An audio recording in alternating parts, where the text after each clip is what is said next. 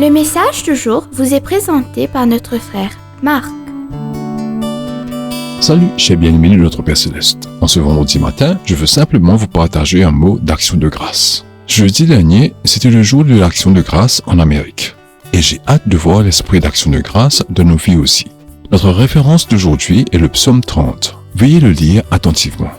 Bien-aimé, dans ce psaume, David offre une action de grâce sincère à Dieu pour sa délivrance et sa présence constante. David a écrit ce psaume après une période de lutte personnelle intense, même la menace de mort. Au verset 3, David dit « Toi Seigneur, tu m'as fait remonter du séjour des morts. Tu m'as épargné de descendre de la fosse. » Cela indique que David se sentait proche du désespoir, craignant pour sa vie et pour son bien-être. Pourtant, à travers tout cela, il a fait l'expérience de la présence soutenante de Dieu, qui lui a apporté espoir et force, même dans les heures les plus sombres. Bien-aimé, plutôt que de se concentrer sur des bénédictions matérielles ou des réponses spécifiques à la prière, la louange de David se concentre sur la présence fidèle de Dieu et sur son soutien. David se réjouit que Dieu l'a relevé de ses ennuis. Non pas à cause de la richesse ou du statut, mais à cause de l'assurance et du réconfort que procure le fait de savoir que Dieu est avec lui. Cela marque un moment profond de vraie gratitude.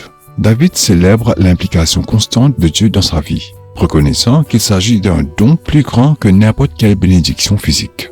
L'attention de David sur la présence de Dieu, plutôt que sur des dons spécifiques, souligne l'authenticité de l'essence de la gratitude. Il trouve une joie et une paix durables, fondée non pas sur les circonstances, mais sur sa relation avec Dieu. Cela nous rappelle que la véritable action de grâce consiste à valoriser la présence de Dieu plutôt que les avantages matériels.